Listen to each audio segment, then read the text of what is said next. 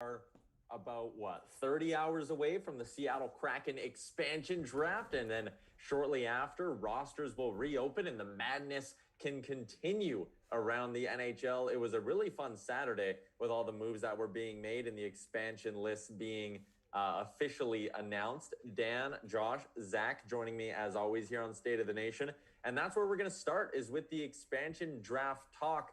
Well, I'll get everyone's take on around the league, but let's start with the big debate, and that is what the Oilers did with their expansion list. The big story, leaving a guy like Tyler Benson exposed, I think is what had a lot of people talking. Protecting Archibald and Cassian as well was interesting. But let me just go around the horn here, and I'll start with you, Josh. What did you think of the Oilers expansion draft list? Was there anything you would have done differently? Yeah, not really any surprises for me. I expected them to protect Cassian. I think that when that first came out, and Zach wrote a really good piece on it about them and what protecting Zach Cassian meant. And now over the last few days here, something has come out saying the potential the Oilers are looking to move Zach Cassian. So that brings a little bit more clarity, because obviously you're not going to leave a guy exposed that there's interest in around the league. So Yeah. do you like the idea of the Oilers losing Tyler Benson? No. But at the same time, is Tyler Benson not being a part of your farm system in the future the end all be all for this organization? No.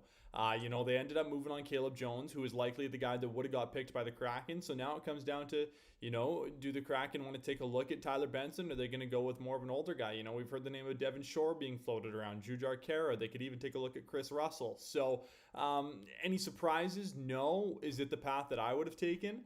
I don't know. I think really it'll come down to whether or not the Oilers can end up moving Zach Cassian. If they do move Cassian and they can get some decent return on him and get that contract off the books, then all of a sudden Ken Holland and the move that he made makes sense. But I think that following the expansion draft, when the roster freeze lifts up, I think that's going to be the answer of whether or not protecting Cassian over Benson is really going to be exposed. You can hit us up with your takes on the Twitch chat. I'm looking at that right now. Waz is in there, says Tyler Benson is replaceable. Zach Lang, you wrote about this a little bit, so I'm going to come to you last because I think your take might be the spiciest. Nation Dan, what did you think of the expansion list? Would you have done anything different? Yes. If I'm just operating on the knowledge level that we had at the time, yeah, I think leaving Cassian unprotected was made sense. But we've seen it with multiple teams now. Philadelphia, according to our Frank Saravalli at dailyfaceoff.com, is sniffing around on Tarasenko, and they're trying to force Seattle's hand in picking out a Tarasenko out of St. Louis. And so you have to imagine that a team that was talking to us about Zach Cassian may have been trying to talk to Seattle about that transaction instead. So from a management perspective, it makes sense. And again, coming back to that DFO Rundown podcast, number one podcast in Canada. Congratulations, Tyler and Frank and Chase and Gregor for that. Things aren't necessarily how they seem. There's the talk of Larson wanting to leave town now, perhaps, and other talk of him wanting to stay. So there's an element of, we just don't necessarily know everything that's going on behind the scenes. But yeah, my initial indication or my initial feelings were kind of surprised by the list. But, I agree with Waz in the sense that every team's losing a good player. And if the best player we lose is Tyler Benson, I'm not devastated. Yeah. Zach, I'll let you go now. You can take the floor. What did you think of the decision? You obviously would have kept Cassian unprotected. I would be devastated if the Edmonton Oilers lost Tyler Benson. Look, this is a player that the team drafted a couple of years ago, and he's been percolating in the system and doing a very good job of doing so. Look, let's not forget Tyler Benson has been a point-per-game player in the American Hockey League. That translates to roughly a 40-point season in an 82-game schedule. So it's not like that there's no talent here in this player. Obviously, I wrote a pretty hot article on the weekend about this situation. At the time, not knowing that, there was talk about Zach Cassian being traded. So in that sense, it makes sense. If the Oilers are able to move Cassian without losing Benson, hopefully, then I call it a win. Otherwise, I'm not a big fan of it at all. I mean, I think Benson is the type of guy that you need in the Oilers' bottom six right now. He's a skilled player who can put up some points, and that's what the Oilers are missing. Obviously, if there's a trade out there for Zach Cassian, I'm all for it. I mean, I think the contract is an albatross, and he doesn't play up to what that contract is on a consistent basis. Yeah. It was interesting. I was listening to a little clip of the 31 Thoughts podcast earlier today, The Anaheim Ducks protected the Anaheim Ducks protected Nick Delorier, who's a pure tough guy fighter.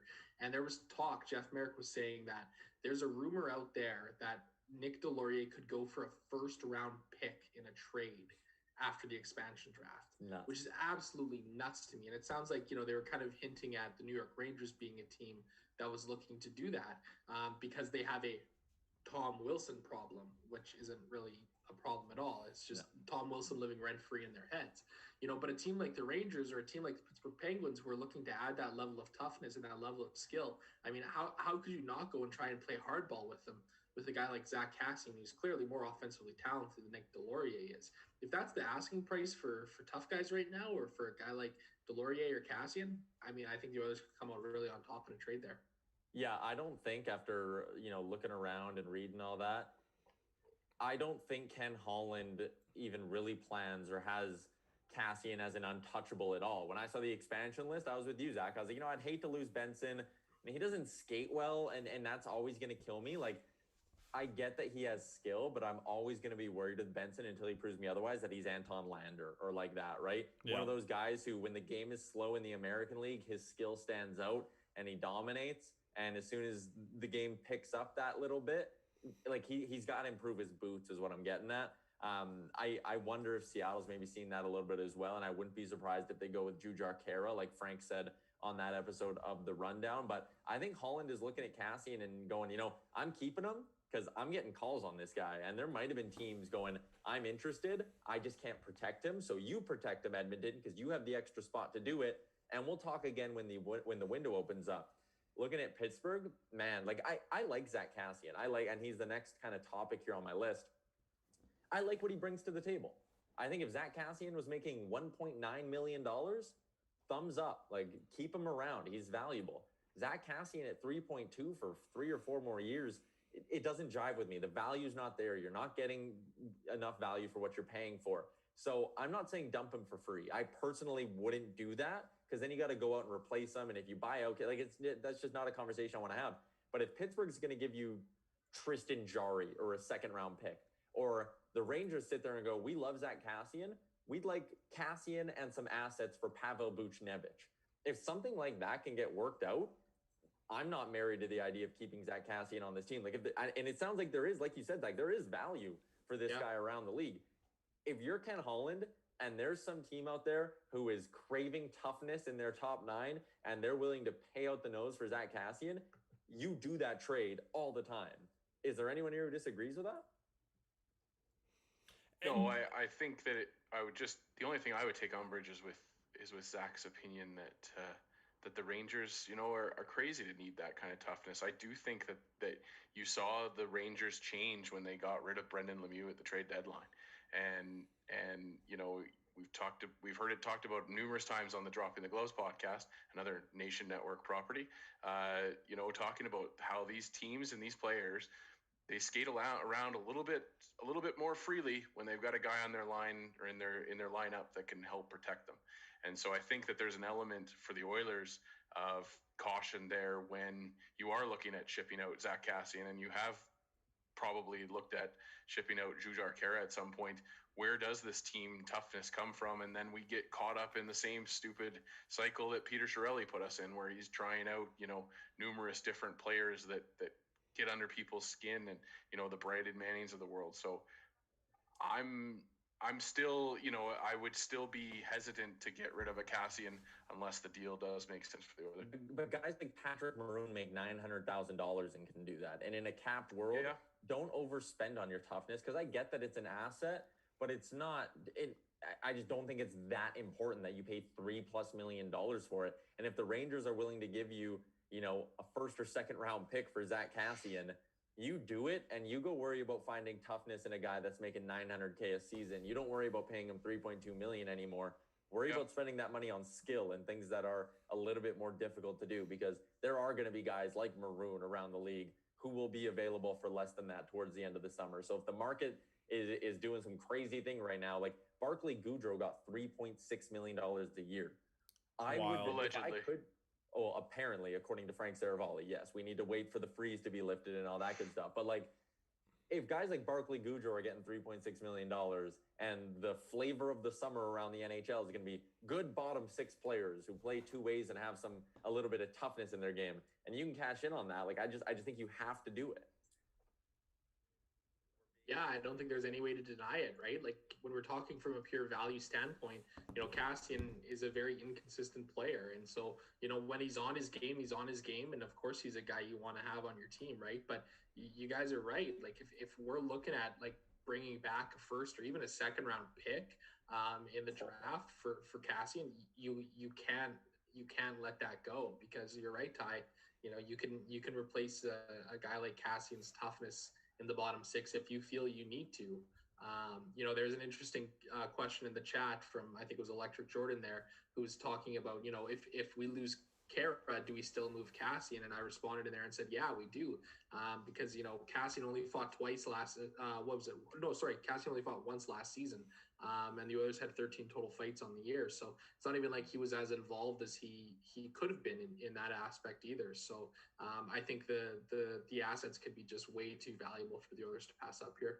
Get some tough defensemen. You can do it that way. Like a guy like Casey Cizikas is a UFA. If his price tag is right, you can look into that. Like, even if you had a guy kind of like Zach Hyman in your top six, I know he's not necessarily a fighter, but someone who isn't afraid to mix it up. I think you can replace Kassian for a cheaper way or in a different way. And if you can cash in on the assets, you should be all over it. Another tough piece to this Oilers team is Adam Larson, and we're going to get to him in just a second. But first, I wanted to ask you guys, going around the league here, was there any name that when you saw they were exposed, your jaw kind of hit the floor and you went like, wow, I can't believe they did that? Like, Josh, I'll let you go first. Is there a name that stands out? Yeah, I think they talked about this on the DFO rundown. Frank and Jason did the other day, Tyler, and on that episode on Sunday, is that it's very surprising that the Blues left Vladimir Tarasenko unprotected, because I think that if you would have protected him, that's a trade asset that you're going to be able to flip and get something in return for it. Sure, you're then going to leave, I think it would have been Barbashev unprotected or someone else, but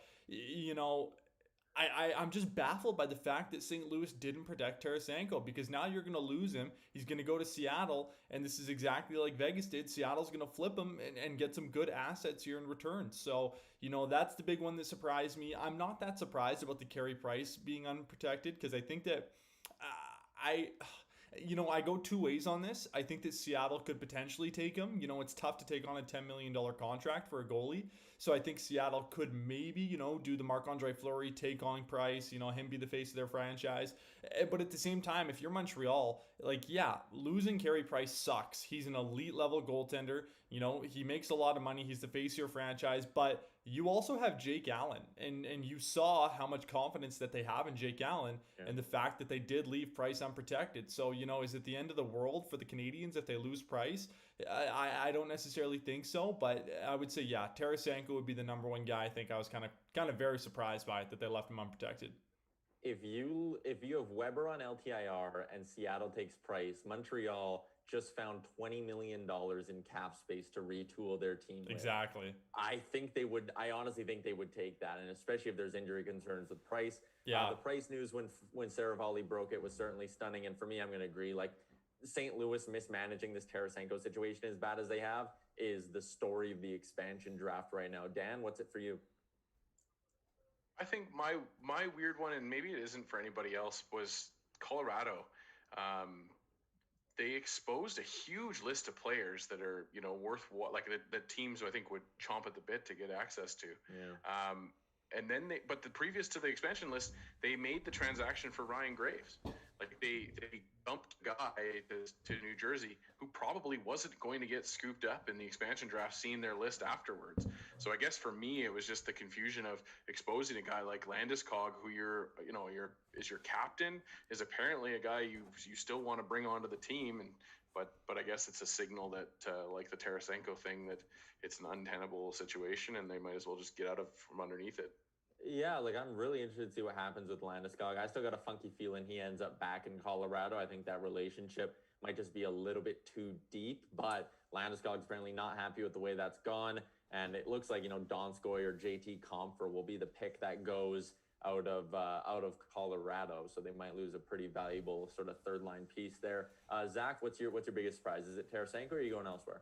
I'm going elsewhere, actually. I'm going to the Nashville Predators. I think they have the weirdest expansion draft list of any team here. They protected 5 defensemen. One defenseman who was Alexander Carrier, who hasn't really shown much in the AHL, and also some prospect named Tanner Ginot. I've legitimately never heard of this person before until this. So it was kind of interesting. And I think they left exposed a couple of really good players in Calle Yarncroc and what the heck's the other guy's name? Even Matt Duchene. Well, no. Colton Sissons. Colton Sissons, yeah, that's exactly the guy. Like 2 really solid middle 6 depth forwards that Nashville needs, because I don't think they're a very strong team up front right now. So to me, I think they're one of the more interesting ones. And I'm going to throw a little hot take out here just on the Colorado front. I actually have Seattle taking Gabriel Landeskog in my expansion mock draft. I do. And I think what happens is that Seattle takes him and they go to him and say, hey, you know what, Gabe? We heard that Colorado has kind of screwed you around here a little bit, so we're going to give you 8 years at $7-8 million. We want you here. You can be the captain of our team for a long time, and you can help lead the Seattle Kraken to glory. And I think that's an interesting sell for Seattle, and I think that might be something that Landeskog could be interested in as well. The Landeskog thing is fascinating, and I wonder how much he's going to value winning versus the payday. And if he thinks the Kraken have a decent team and they offer him the payday on top of the belief that they could be a contender and he gets to be a leader and all that, I don't think it's the craziest idea, Zach. Quickly on Tanner Jeannot, because I was amazed that I've never heard of this player before you brought him up. He's played 107 American League games in 3 years and only has 52 points. Why they protected him over Colton Sissons and Calle Yarncroc, I'm with you. That makes no sense to me at all. Yeah. Unless they want to lose or they don't want to lose one of Duchene or Johansson, so they left Yarncroc exposed, but why wouldn't you want to lose one of Duchene or Johansson? The Predator situation, you're bang on, man. That does not make a ton of sense to me. Alexander Carrier, I don't know why Seattle would take him. That's weird. I never even looked into their stuff. I just saw Duchene and Johansson and went, okay, makes sense, but that's puzzling. The Tarasenko thing, the idea, and there's a rumor going around as well, that Seattle might get a third team involved in the deal. If Seattle wants to get some assets, what does a contending team give up for Vlad Tarasenko if he's twice retained? If Vlad Tarasenko's cap hit is $1.9 million, I mean, you're giving up a first-round pick plus at that point, are you? Oh, yeah. Absolutely. Taking the gamble on Tarasenko at $7.5 million, I understand why teams would be shy, although Frank reported that there were as many as 4 teams interested in him at $7.5 million. The Oilers were not one of them. But if it gets cut to 3.75 or whatever the halfway point is, 3.8, I think the Oilers should be calling it that point. If it's cut down again and it's 1.9, can you imagine the Oilers with Tarasenko making sub 2 mil or even around 2.5 million on McDavid or Draisaitl's wing? That should be the number 1 target on any list. Trade that first round pick any day of the week for that. Honestly, I'm not huge on this year's draft. I think it's a bit of a weird draft this year. Yeah. I think if there was a time for the Oilers to move their first round pick for a player or for a really good up and coming prospect, that you have control over, or even Tarasenko in this case, you have to do that. This is a guy that's going to change the dynamic of this team for the significant better. I'll ask you a quick follow-up there, then come to Josh and Dan for the final topic we're going to hit on. Names that you would part with the first-round pick for. Are there any dream fits out there that you think, hammer the button, let's do the deal? I mean, there's a couple out there. I think it was interesting that Carolina exposed Nino Niederreiter. If if Seattle opts to go with Jake Bean, Nino's a guy I'd almost consider targeting with that first round pick. He's under control for another year or 2 here. With Carolina, he scored at a pretty good clip playing in the top 6. I think he's a guy who could be a dynamic add to the Oilers' top-end talent. Dan, player you'd give up a first-round pick for, or you diamond hands with that first rounder? There's nobody out there that just turns the knob for me to get to the point where I feel like you deal that pick instead of making the pick. If it's the only kind of time that it makes sense for me is if it's packaged with a James Neal or a Mikko Koskinen to then get in plus and help check off some of the boxes that they have for the offseason. But there's nobody that I saw in those lists where I'm like, Yeah. You throw the dollar bills at them right away, kind of thing.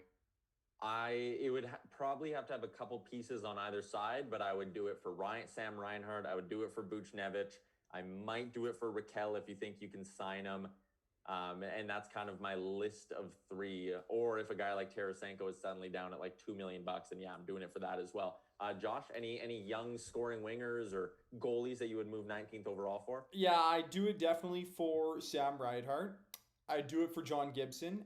And do it for John Gibson. But then also I think the ask could be more for John Gibson. Would be. I also think that if you're getting Vladimir Tarasenko twice retained and that cap hit's like 1.9, I think it's going to be more than a first round pick. Like it's going to be a first round pick and plus a B or a grade A level prospect. Like the Oilers are giving up, I'm not going to say a first and Dylan Holloway because that's a big ask here, but the Oilers are giving up a first and Ralph Lavoie. player. Yeah, Ralph Lavoie. I don't think Carter Savoy would be enough. But yeah, you're giving up a big piece and that first round pick to get. Are you kidding me? Vlad Tarasenko at 1.9 on McDavid's wing. That's like the amount of money that you're saving. Let's throw that deal out there then. To Dan and Zach as well. First round pick to Seattle. Let's say it's Arizona because whatever. They get Raphael Lavoie. You get Tarasenko at $2 million cap hit. Do you guys do that? Oh yeah, absolutely. I'm pretty high on Lavoie, honestly, but I mean Tarasenko, you got to pull the trigger on that. Actually, I think you do because he has what you need. There's like 23 teams in the league that would be offering a package for him at that point.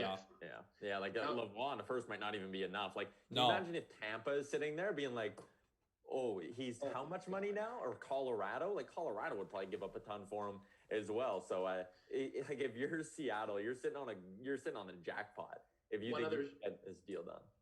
Sorry, Ty. I wanted to jump in. One other thing that I would consider, because you kind of put me on the spot initially, so I didn't really have a great chance to think through it. Sorry. If we're talking about, no, it's okay.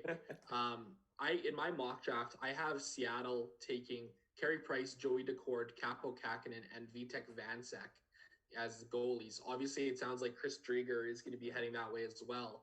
Would you trade 19th overall for Capo Kakinen or Vitek Vanecek? You wouldn't, eh? Interesting, because I would consider doing it because I think it sets you up in goal for the future. I see, and I like the idea of getting a young starting goaltender. I've read a few scouting things that really wonder if Capo Kakinen is stud 1A material or like stud standalone starting goaltender material. Like, is Kakinen that good, or is he maybe a guy who'll always have to be in a tandem with someone else? And for the next year or so, that's fine. But at 19, if I can get Sebastian Cossa and he has that elite number one bona fide star goalie potential, I think I'd rather hold on for Cossa. For Vanecek, I don't think he would cost that much. Like I wonder if Vanecek comes in, if Seattle takes him, they might just be looking to deal for maybe even lower picks. I know he had a pretty good year in Washington, but I like the idea of dealing the first round pick. I think I'd prefer to deal it for a scoring winger, and the goalie market's so flooded this year that I just wouldn't want to be the team that overpays for it. But I like the line of thinking. Like, I like the idea of going and getting a young goalie from Seattle because they'll be in an option to shop some around. What if you could get Seattle to retain half of Carey Price's salary? No. It's too much of an albatross even still. Like, I mean, I don't know, honestly. I think Carey Price is one of those guys that can play at a higher level through his mid to late 30s. Kind of like Fleury has for Vegas, because people wrote off Vegas when they took Fleury too, right? You got to remember that. Like, people were not very high on that, and look at what he's done. He came back and he's been an incredible goaltender. Can Price do that for Seattle? I think he could. Like, if you can get Carey Price at half retained for your first rounder, like, I don't know how you say no to that. That's what my thinking is. Carey Price. If we're talking about the Edmonton Oilers right now, it's win now.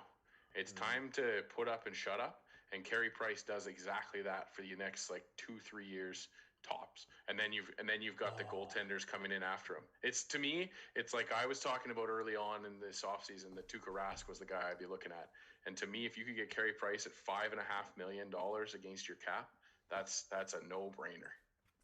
But so is it costing you the first round pick in this scenario as well? Yep. Seattle's going to obviously want to make some money back from their spending money. I personally think You're conflicted because it's a good idea. Well, because I like the idea of price here, but at $5.5 million and giving up your first round pick, what if you just went and threw $6 million at Grubauer and then used the first rounder for a forward, right? Like, I just wonder. I don't know if Carey Price is worth 5.5 and the first. To me, Colorado is signing Grubauer because they protect him. See, and I've heard it's gone a little cold, and he might end up walking, or like, I mean, he's not the goalie Price is, but like, are you a better team with Mrazek? You're saving probably maybe $2.5 million on the cap at that point that you can spend elsewhere, and you're keeping your first round pick, right? Like, I wonder if Price it's still, I get that he can be good, but there's injury concerns, and he's had rough regular seasons. Is he worth 5.5 and the first? I'm not. But him and Smith together would be a perfect tandem. Honestly, Smith would help with the health issues because then he's not playing the entire season every game kind of thing. I don't know. To me, 5.25 Carey Price for a first round pick. Like, yeah, sure. If you're signing Carey Price to that deal, you're not giving up the first round pick. But the reality is he doesn't play for the Edmonton Oilers. If you could make a transaction where you could bring in Carey Price, this team is immediately solidified. I would need to know his health too. Like, I just, there's too many question marks in that deal for me to give a definitive answer right now. But my first instinct is I'd walk away from it and I'd spend the assets and the money in a different way. I don't even, probably wouldn't, or might not be a better way, but we're gonna wrap this thing up here. Next time we have an episode of State of the Nation, this Oilers team is gonna look a lot differently. I think. Like, I would expect we have 2-3 new players on this thing, and I mean 7 days from now, like, that's going to be start of free agency time. So it's going to be a ton of fun, man. Buckle up. This week's going to be wild. Any bold predictions, any bold takes to wrap up this episode with? I'll say I think the Oilers are going to have a top 6 forward that's going to be a legitimate scoring guy by next show. I think they're going to add that piece coming in the next week here. Yeah. Anyone else? Nothing off the top of your heads? No, nothing nothing I'm comfortable. Zach, come on, man. Say something. Say a hot take. No, I've been taking to the cleaner a little bit this week for God knows what reason. So I had to sit this one out. All right, Oilers are not gonna sign Adam Larson. They're gonna sign Dougie Hamilton, and that's all I got. Oh, actually, I changed my mind, guys. Tyson Barrie is gonna be an Oiler. Oh Lord. Okay. Right, well, the only person that was excited to hear that news. Woo! Yeah, we're wrapping this one up on that note. State of the Nation for July 20th. For Zach, Dan, and Josh, I'm Tyler Yaremchuk. Everyone enjoy silly season in the week to come. We'll talk